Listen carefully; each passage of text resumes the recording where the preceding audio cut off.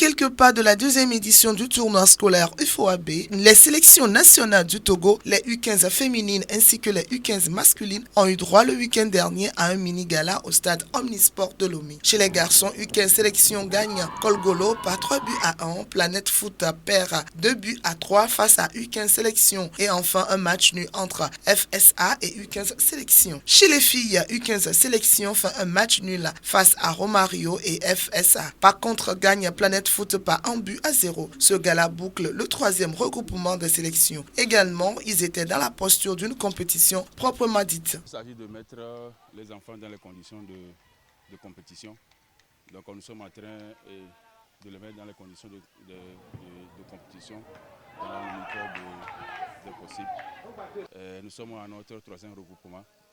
Après les deux premiers, c'est le troisième regroupement que nous sommes en train de faire.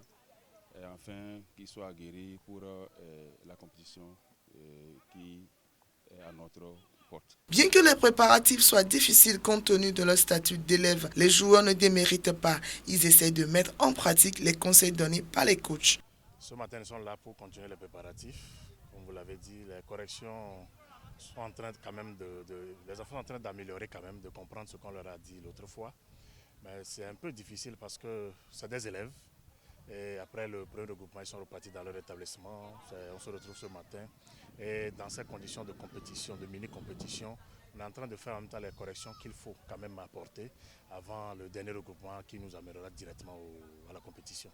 Le Togo est le pays hôte de cette deuxième édition du tournoi scolaire UFOAB. Ainsi, après la Côte d'Ivoire, un double défi à relever grâce au soutien de la Fédération togolaise de football qui ne cesse de jouer un rôle très fondamental dans la réussite et la victoire du Togo. Les choses vont de bon trait. Nous saluons aussi vraiment la collaboration qui existe entre nous et le ministère. Je pense que tout a été fait au-dessus de la fédération puisque cela concerne le football. Et comme vous l'avez si bien dit, nous sommes impliqués dans l'organisation.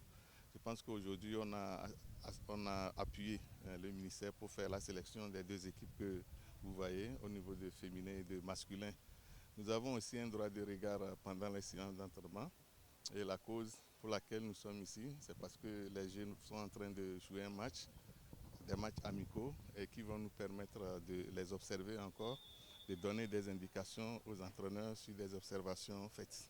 Jusqu'à ce que la compétition commence, je pense que nous nous sommes pris tôt et on sera fin prêt pour vraiment honorer le pays. Rappelons que la compétition va se dérouler du 23 au 26 novembre prochain.